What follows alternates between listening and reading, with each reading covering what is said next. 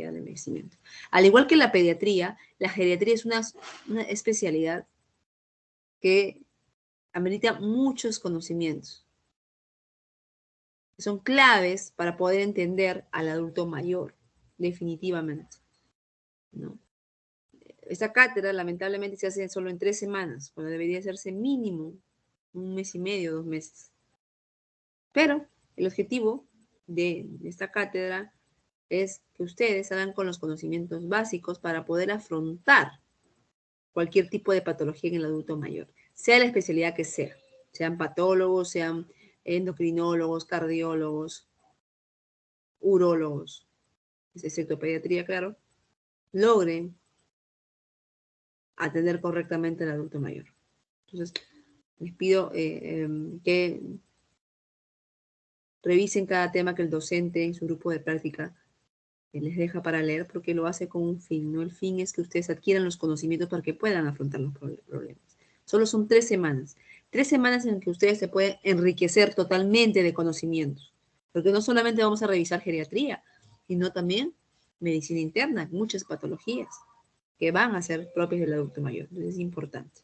Muy bien. Entonces, alumnos, ¿ven la diapositiva? Sí, Voy a ponerme el audífono un ratito, alumnos, mejor. Solo que hay un poquito de bulla. Un ratito, chicos.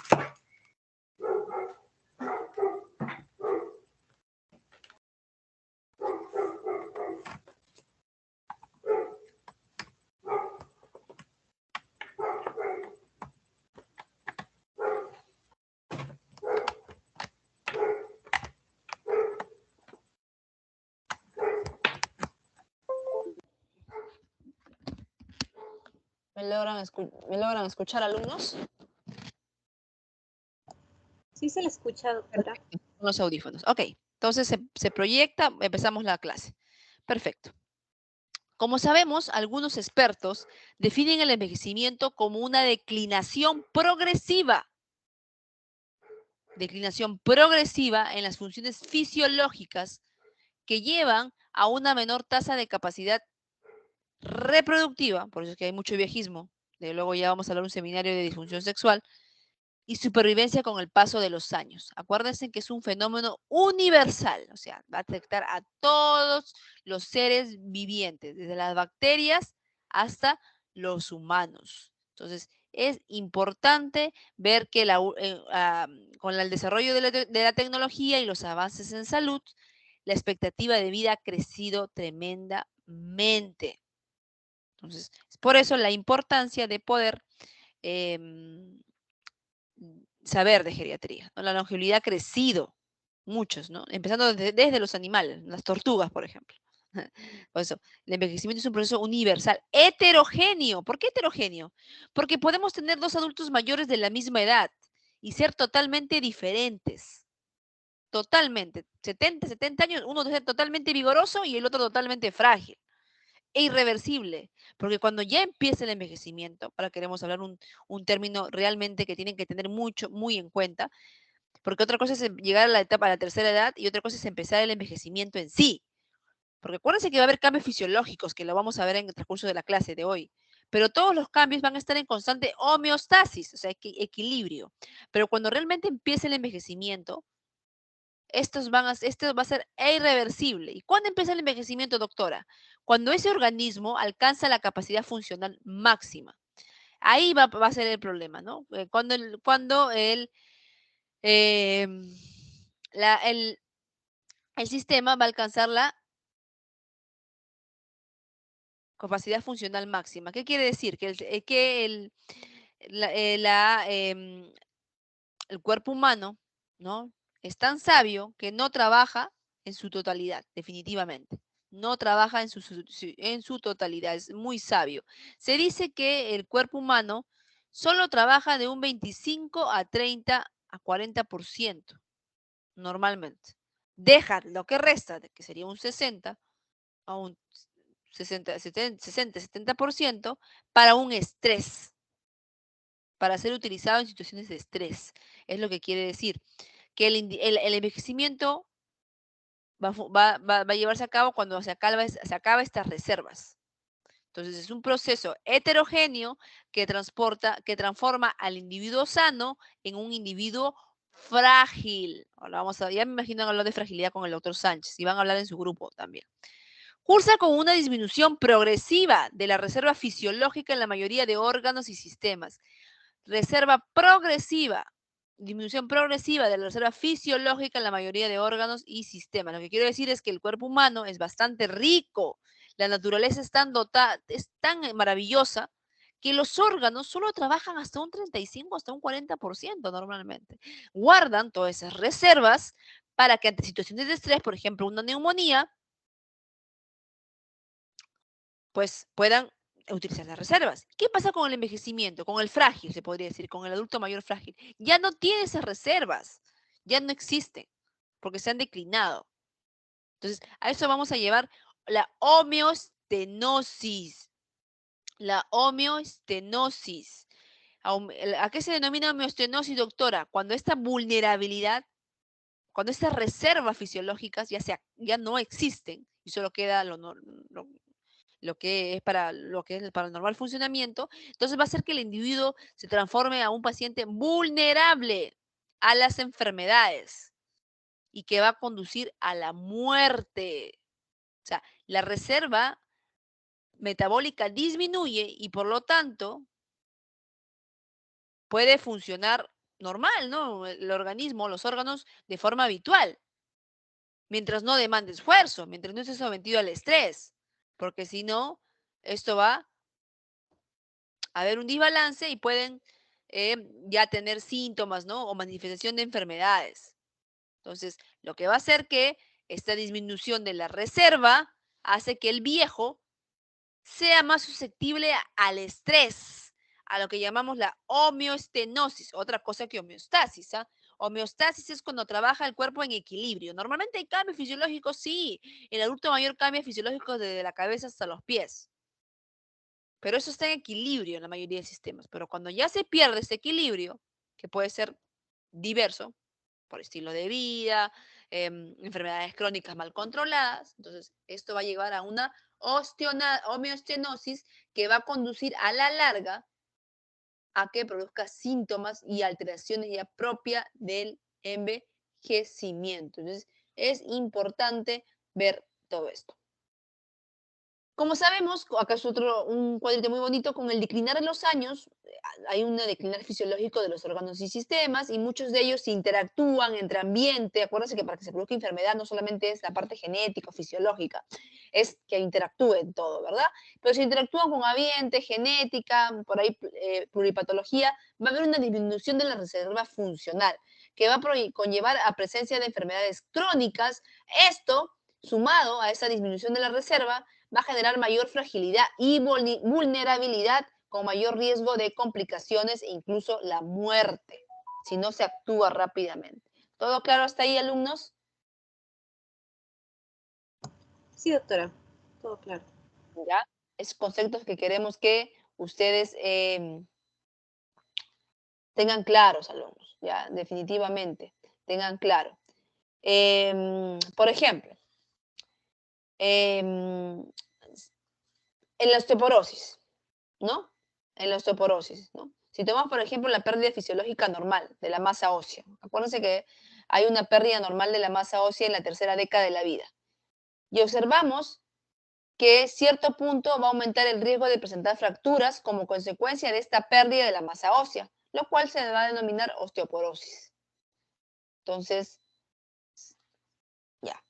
Va a haber un declinar fisiológico, que vamos a ver más adelante en la masa ósea, o sea, hay una disminución de la masa ósea. Pero si esto conlleva que la mujer, que es la que principalmente presenta osteoporosis, o el hombre también, pero más frecuente en la mujer, no se alimenta bien, tiene otras enfermedades, esas malos hábitos de vida, ¿no? Tabaco. Eso va a hacer que ya esta línea divisoria se pierda y ya no sea un declinar de la masa ósea, como a veces no sale en la televisión, ¿no? Por ejemplo, promocionando una leche muy conocida, ¿no? A partir de los 40 años hay disminución de la masa ósea. Sí, sí lo hay. Pero esto no genera osteoporosis. Esto lo que va a generar es un cambio fisiológico, pero si esto interactúa ya con malos hábitos de vida, alimentarios, malos hábitos de vida, esto va a generar lo que se llama osteoporosis. Entonces va a entrar una línea divisoria entre lo fisiológico y lo patológico. Entonces, importante, ¿ya? Se tiene que saber también que el envejecimiento puede ser biológico y patológico y satisfactorio, ¿no? Son tipos de envejecimiento. Por ejemplo, es satisfactorio. Satisfactorio es el cual, al que le llamamos el envejecimiento exitoso, al cual todos queremos llegar. El anciano sano, sin enfermedades ni discapacidades. ¿Qué va? Sería ideal llegar a un mundo así. ¿Lo podemos lograr? Sí. ¿Y quiénes lo van a lograr? Ustedes. Porque ustedes van a ser los que van a ser jefes de puesto de salud. Ustedes van a estar a cargos de adultos mayores en su puesto de salud. Entonces, para eso están llevando geriatría, porque no solamente es conocer, sino prevenir las enfermedades, prevenir los síndromes geriátricos que vamos a ir hablando, van a ir conversando con sus profesores de práctica. Legar un envejecimiento satisfactorio. Ancianos sanos, sin enfermedades ni discapacidades. Mi grupo de práctica revisa envejecimiento exitoso. Para el día miércoles, por favor. Envejecimiento exitoso, revise mi grupo de práctica. Es un artículo, ¿no? Del envejecimiento exitoso, los que lo vamos a revisar. Estamos revisando BGI, vamos a revisar fragilidad y también envejecimiento satisfactorio. ¿Cómo se logra envejecimiento satisfactorio? A través de un pilar, de 3 pilares fundamentales: nutrición, actividad física, nutrición, actividad física y el control de enfermedades crónicas. Importantísimo. Tenemos a otro que se llama el envejecimiento patológico. Es el anciano con enfermedad crónica, progresiva y discapacitante. El paciente que ha sido frágil y que ya se discapacita. Es el que ya está inmóvil o tiene algún grado de inmovilidad. Y el usual, que es el que lamentablemente la mayoría lo vemos. Es el anciano con mayor o menor grado de fragilidad o vulnerabilidad. Acuérdense que el frágil es igual a vulnerable. Doctora, ¿quién es el frágil? El frágil es aquel que ya no tiene reservas fisiológicas, que sí puede andar, puede hacer sus funciones normales de los organismos, de los sistemas, porque funciona al 40, al 35%, pero ese 60 ya lo perdió.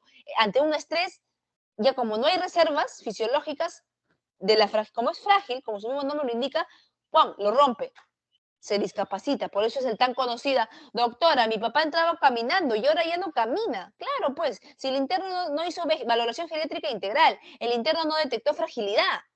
Porque yo digo el interno porque ustedes van a ser los primeros que van a realizar la historia clínica. Yo como asistente voy a confiar en ustedes. Probablemente yo no voy a confiar, o algunos no, algunos otros sí, otro mayor grado.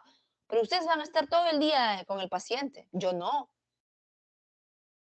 Por eso dicen, ¿qué suerte tiene el paciente si le toca un buen interno? Porque si realmente, ustedes van a ser los que van a manejar todo el piso. Así es. Yo lo hice en algún momento, cuando fui interno, pero ahora le va a tocar el turno a ustedes. Entonces, qué suerte del paciente si le toca un buen interno que ha estudiado, ha llevado buena cátedra de geriatría. Entonces, el envejecimiento usual es detectar al paciente frágil. Ancianos con mayor o menor grado de fragilidad y vulnerabilidad. El frágil es aquel que está vulnerable. Tiene enfermedades crónicas, sí las tiene, pero puede haber repercusión funcional o no. ¿Qué quiere decir? Que el frágil todavía camina, pues. El frágil va a caminar, va a hacer sus actividades básicas, pero instrumentales 2 a más ya no las hace. Es el frágil. Y nuestro objetivo es que detecten eso. Y lamentablemente es el envejecimiento usual, pues. Nuestro objetivo es llegar al envejecimiento satisfactorio, pero no lo tenemos. No lo tenemos. Entonces hay que lograr tener un envejecimiento satisfactorio, ¿no? Envejecimiento usual, que es el que nosotros conocemos, el más común, es el proceso del envejecimiento más enfermedades controladas, más factores ambientales, más estilos de vida. O sea, el mismo envejecimiento, o sea, los mismos cambios que se dan normalmente, los cambios fisiológicos, se suman a las enfermedades para poder, y factores ambientales y estilo de vida, lo que hacen que el adulto mayor se vuelva vulnerable, frágil, que ante cualquier evento estresor no tiene pues reservas para un estrés. ¡Pum! Si no actúan rápido, se rompe. y se discapacita. Satisfactorio, que es el que todos queremos llegar. Ya en mi grupo de práctica vamos a revisar el día lunes, el día miércoles, también envejecimiento satisfactorio. ¿Cómo se logra un envejecimiento satisfactorio en mi grupo de práctica? Vamos a, ¿cuáles son los pilares? Ya les comenté 3 pilares fundamentales. Se refiere a los cambios ocasionados solos por el envejecimiento, los cambios fisiológicos, pero que no ha sido afectado ni por enfermedades, o si los han afectado, son enfermedades tan controladas que no afectan, ni por factores ambientales, ni por estilos de vida. Ese es el envejecimiento que todos queremos llegar, que van a revisar ustedes en sus grupos de práctica. Es importante. Como sabemos, el modelo global del proceso de envejecimiento tiene base genética, estilos de vida, factores ambientales. No solo va a ser el envejecimiento en sí, todo es una función en sí. Como les comenté, hay cambios fisiológicos desde la cabeza hasta los pies. Los órganos y sistemas son los que van a recibir todos los cambios fisiológicos.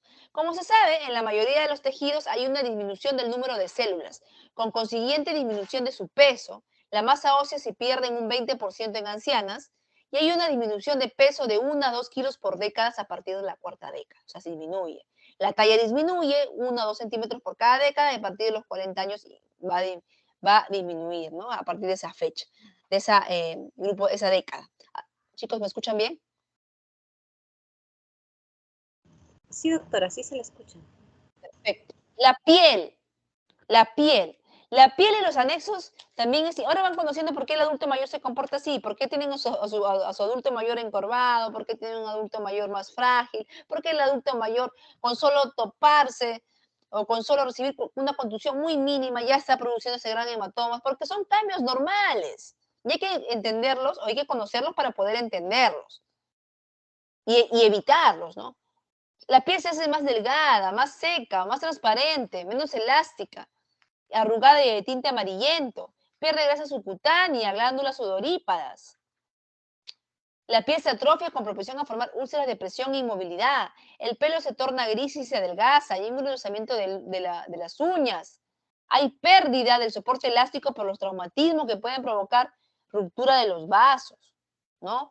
Y por eso hay que ver la púrpura senil. Entonces es importante esto, ¿no? Saber que el adulto mayor tiene la piel mucha más delgada, que hay cambios en la epidermis, definitivamente, se vuelve más adelgazada, ¿no? Entonces, esa disminución lo que va a provocar que tengamos más, incluso se tenga mayor riesgo, ¿no? A tener la epidermis y dermis mayor atrofia, ¿no? Mayor atrofia, mayor propensión a formar hematomas. Entonces, es importante lo que se va a ver en el adulto mayor, definitivamente. La uña. También hay cambios, ¿no? Que se vuelve mayor fragilidad unguial. Entonces, el cabello también, ¿no? Se vuelve hay pérdida de cabello, más frágil. Entonces, y aumenta el vello en los oídos, en las narices, importante todo eso. Todos los cambios que se dan normalmente, que son cambios fisiológicos. El aparato muscular. El aparato muscular, a los 80 la masa muscular disminuye de un 30 a 40% respecto a los 30 años, definitivamente, ¿no? Hay una disminución de la fuerza y de la velocidad de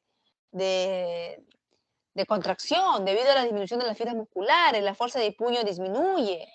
La fuerza de las extremidades inferiores se pierde más rápido que las superiores, acuérdense, por eso vemos al adulto mayor más flaco, pues, con piernas flacas, muy delgadas, porque son las que se van a perder más rápidamente, y definitivamente, ¿no? Acuérdense que todo eso va a estar alterado, entonces es por eso que el adulto mayor tiene más propenso a caídas.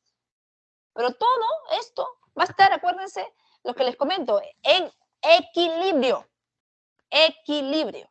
O sea, hay cambios, sí, pero si eso no interactúa con ambiente, con estilos de vida, con enfermedades, esto no va a producir mayor cosa, porque son cambios normales.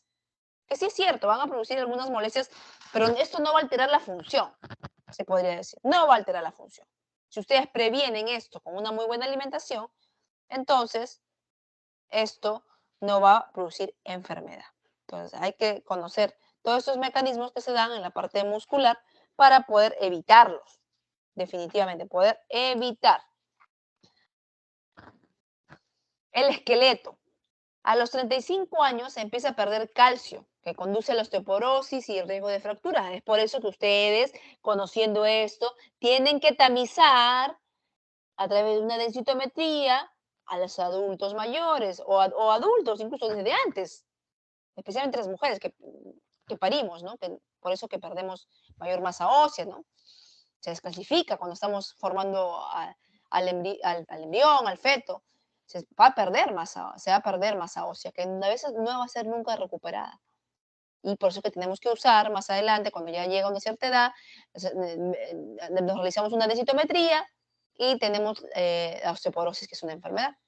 Y más sumado a la alimentación, porque si puedo tener 5 o 10 hijos, pero si yo tengo una muy buena alimentación, hago ejercicio físico, lo más probable es que no tenga osteoporosis.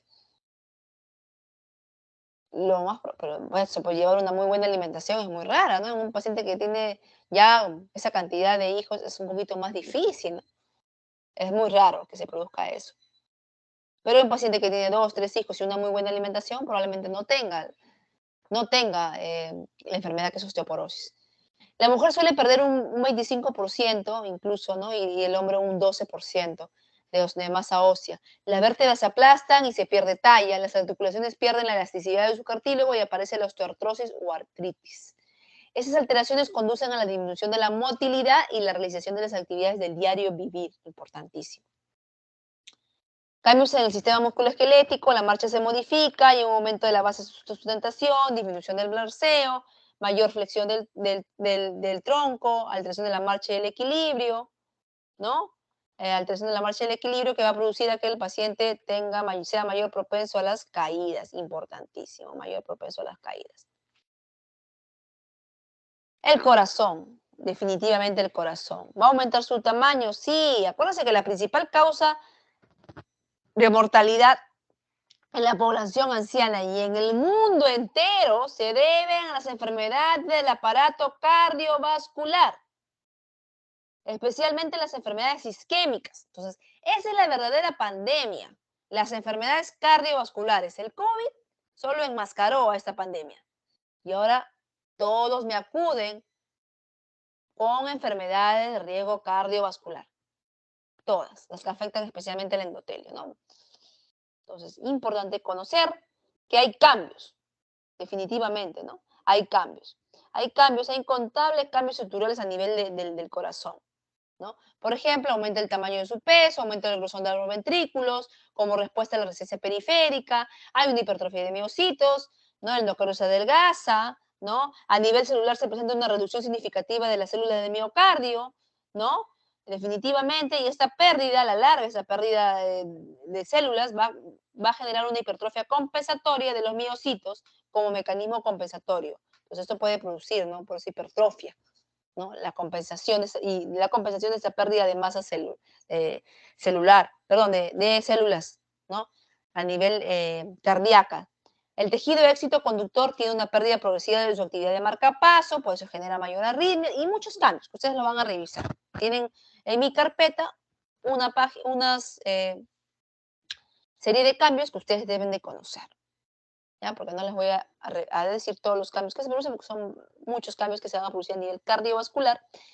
El sistema respiratorio. El sistema respiratorio, hay una disminución de la movilidad de la cavidad torácica, una limitación en la expansión inspiratoria, una debilidad muscular, un encorvamiento progresivo, cambios articulares, calcificación de cartílagos costales, hay una debilidad muscular, ¿no? Hay alvéolos dilatados y todo esto lo que va a producir a la larga pues problemas a nivel respiratorio. Por eso es que se dice que los adultos mayores son más propensos a que las propias neumonías se compliquen, pues, ¿no?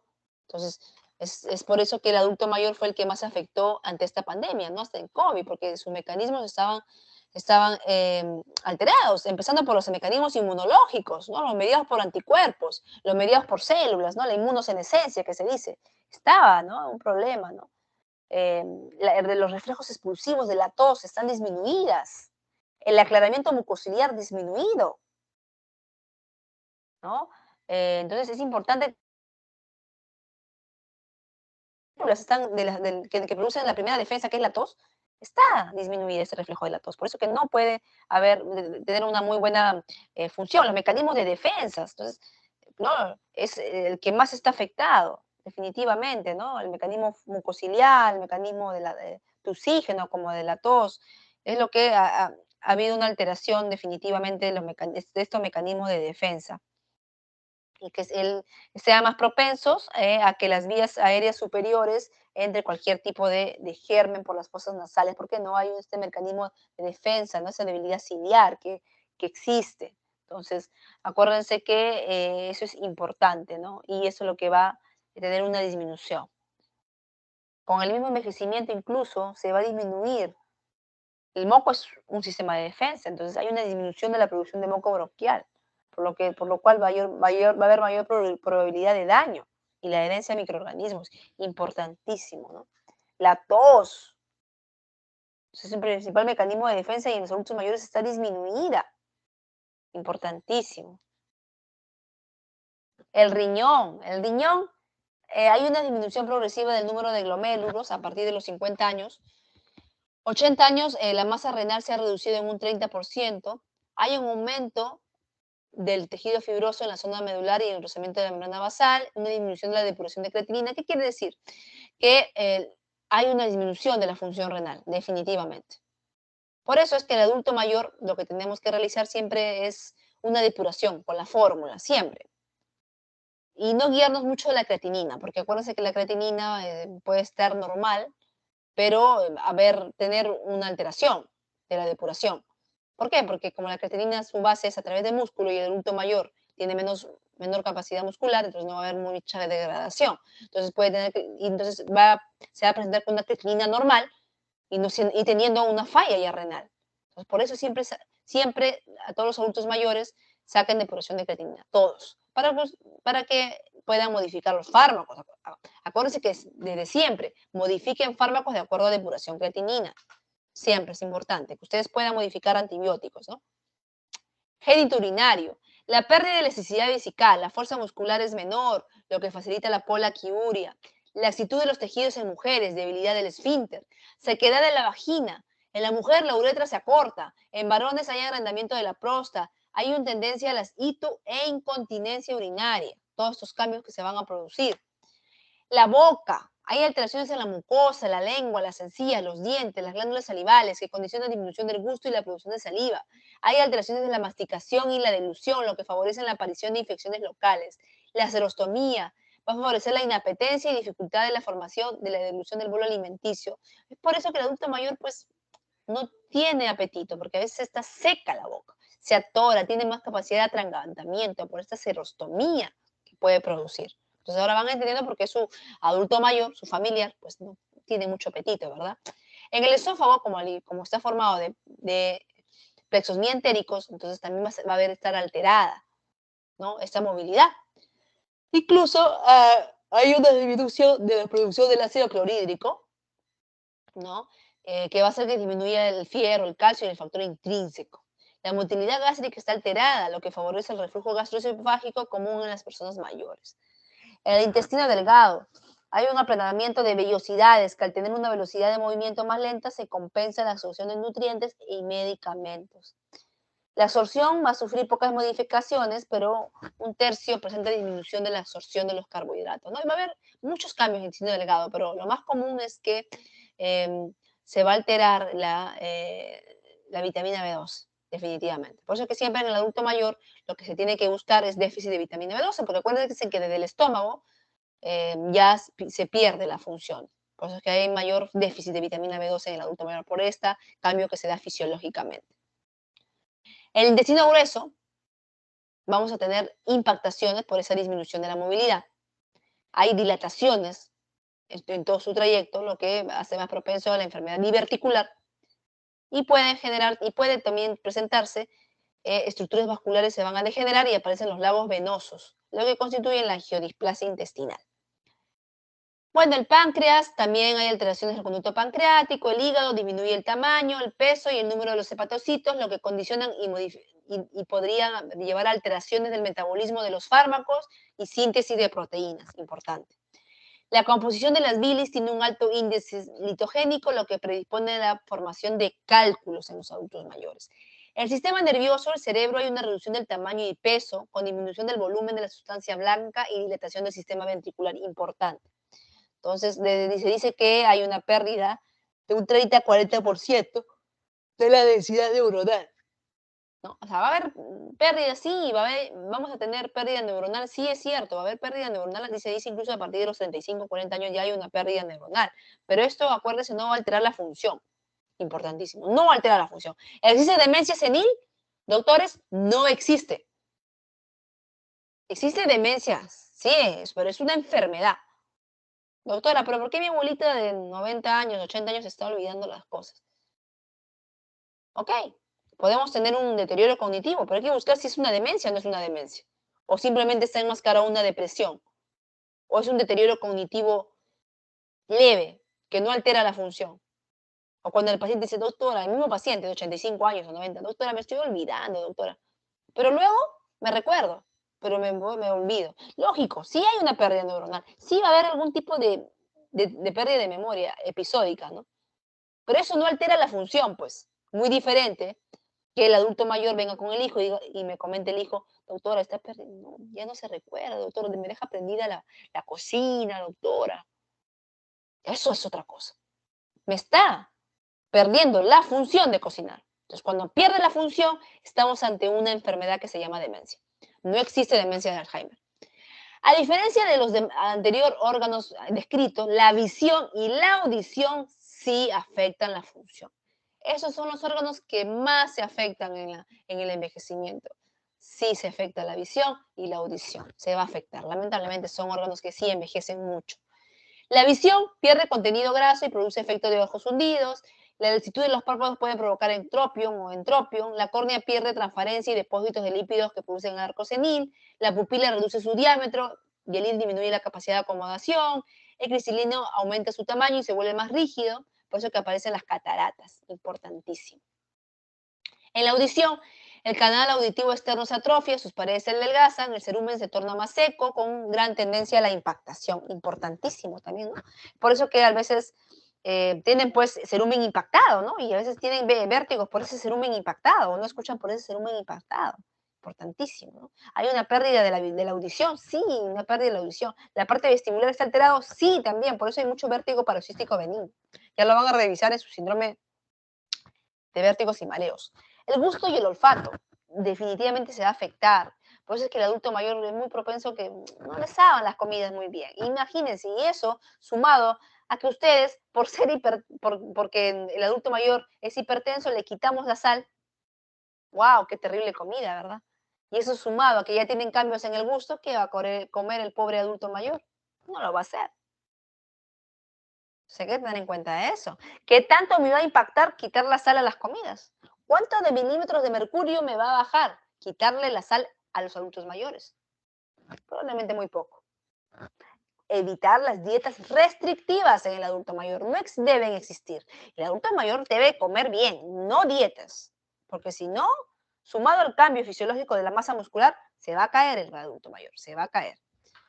El sistema endocrinológico. El páncreas endocrino, no hay disminución, sabemos que lo que sí hay mayor resistencia de los tejidos a la insulina, la glicemia aumenta de 1 a 2 milímetros por década a partir de los 30 años y a mayor de los 80 años presenta una intolerancia a la glucosa que es muy común. La paratiroides también puede haber un hiperparatiroidismo leve, aumento de la secreción de la paratormonia, disminución del calcio ionizado, entre otros. La termorregulación. Hay una susceptibilidad aumentada para la hipotermia y la hipertermia. Por eso es que el adulto mayor a veces hace calor y tiene mucho frío, o viceversa. Hay una reducción de la actividad muscular y el escalofrío, ¿no? La termogénesis inducida por el alimento y la glucosa disminuye, ¿no? Entonces, todo eso va a conllevar a que el adulto mayor, pues, sea mayor propenso a no conservar tan bien el calor. ¿Ok? Entonces, hay que tener en cuenta eso, que a veces no suda, también puede estar muy abrigado y no suda. Y de hacer calor, o sea, pierde, la producción de sudor disminuye, ¿no? Van entendiendo un poco ya los adultos mayores, ¿no? Probablemente muchos de ustedes tienen a sus abuelitos o papás y las van entendiendo.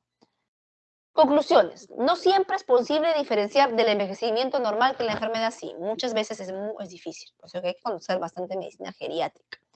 Los cambios normales del envejecimiento no causan clínicamente reducción significativa de la función. No. Acuérdense que todos los cambios que les acabo de comentar están en equilibrio. Los cambios que más se afectan son la visión, la audición, la memoria y la vejiga. Los cambios en los sistemas cardiovascular, respiratorio y gastrointestinal no afectan las actividades ordinarias. O sea, no afecta. El sistema inmune se deteriora y somos vulnerables a las infecciones que pueden causar muerte y discapacidad. Hay gran heterogeneidad. La tasa de disminución fisiológica puede ser modificada. Importante. ¿Alguna pregunta, alumnos?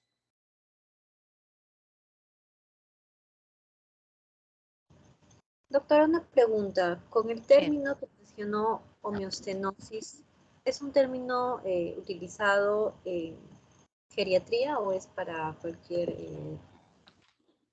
en cualquier situación? Porque se habló de aumento de vulnerabilidad de las enfermedades. No solo en geriatría, en todos, cuando es vulnerable. Se pierde esta homeostenosis. Claro, en geriatría van a conocerlo, probablemente esas especialidades no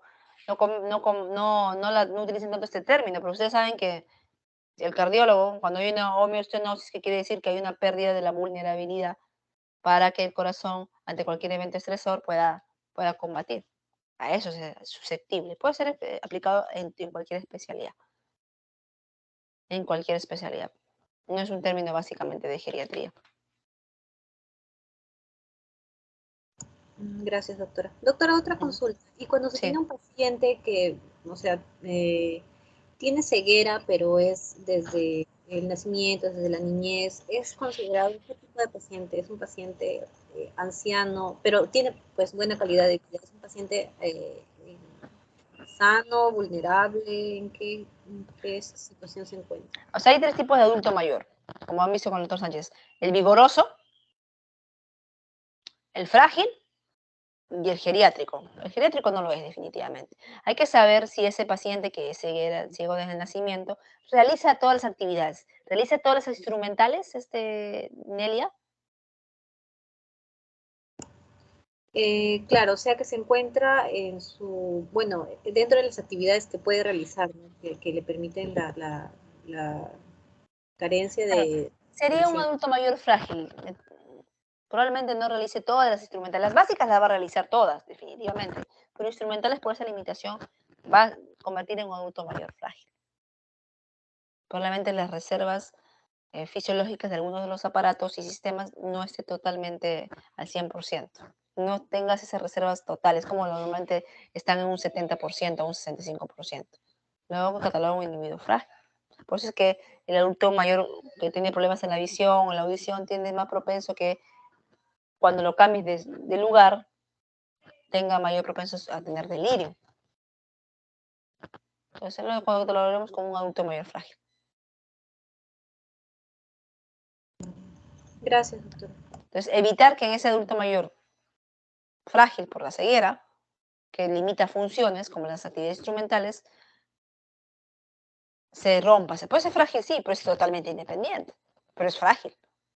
Se rompa y no se vuelve patológico o geriátrico. Y ya saben que ustedes tienen que intervenir, que la fragilidad se revierte, o que puede mejorar, o que no se rompa la fragilidad. Pues tienen que conocer fragilidad.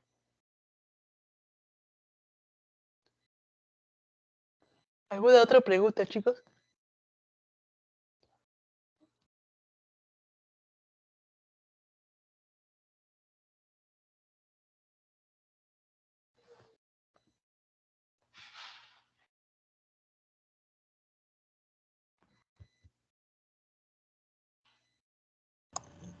Parece que no hay más preguntas, doctora.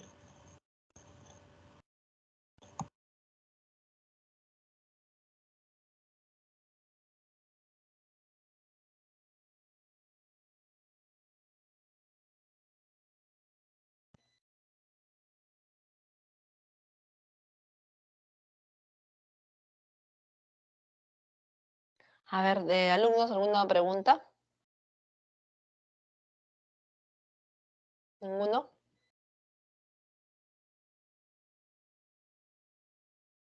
¿Todo claro ya con esas dos teorías que estamos realizando?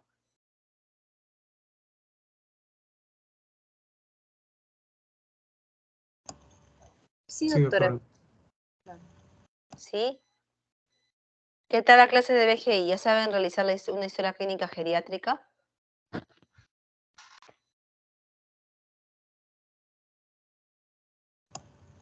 Hay una cantidad adicional de escalas que se le agrega a las historias. Doctora, le estaba preguntando a la doctora Shimabukuro, ¿no hay una historia clínica tipo que sea de geriatría No. utilizada en torno al del ministerio, o del MINSA o de salud? No. Esa es historia clínica convencional, la que ustedes realizan, solo que le van a agregar ya no solamente un diagnóstico, sino 4. ¿Y cómo logran los 4? A través de escalas, pues. Ya ustedes se han revisado ya, ¿no? Mi grupo de práctica tiene ya las escalas que les he enviado, si quieren le pueden enviar a ustedes. Imagino que los doctores ya les han enviado. ¿Cómo ¿no? A través de las escalas. Simplemente es una historia clínica convencional, solo que en el examen físico, ¿no? Generalmente después del examen físico ustedes van a aplicar las escalas. Funcional, Bartel y Lawton, por ejemplo. Cognitivo, Mini-Mental, si quieren utilizar Mini-Mental, que es el más usado, con Yesabash, para ver riesgo de depresión. Social, Gijón, que son las más comunes. Entonces, de acuerdo a ello, le va a dar un puntaje. Y cuando ustedes citen los diagnósticos, ahí va a haber 4 diagnósticos, pues, definitivamente 4. Pero no va a ser solamente uno, sino 4. ¿Ok? No hay algo. El MINSA tiene un BGI pequeño, ¿no? Corto. Pero ustedes van a hacer la historia clínica completa cuando sean internos. ¿Alguna duda, chicos, hasta el momento?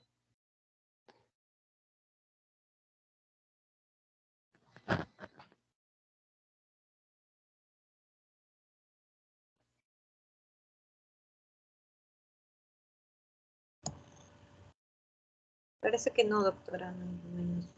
Perfecto, alumnos. ¿Cuándo nos volvemos a encontrar, delegada? A ver, voy a revisar un ratito, por favor.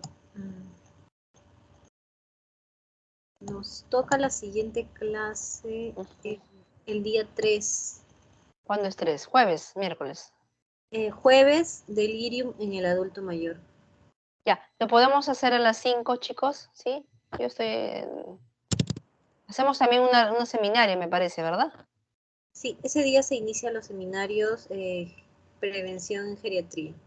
Ya, pues, el día jueves entonces, ya a las 5. ¿Les parece?